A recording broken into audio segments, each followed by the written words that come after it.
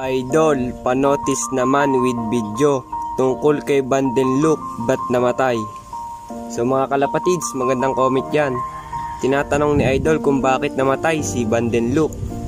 Diba mga kalapatids, nung second lap derby, umuwi si Bandel Luke, nakatop lang siya ng 30 minutes.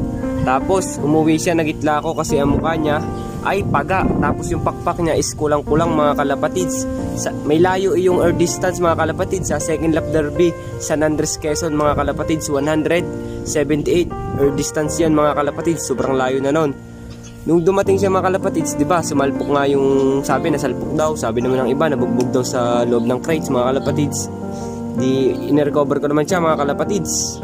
Nagsuka nga siya ng dugo nung pagkatapos mabigay ko ng mga gamot sa kanya. Siguro baka nainom rin siya kasi nung umuwi siya, ang paa niya is puro putik mga kalapatids. Kaya siguro din nung umuwi ay nagsusuka ng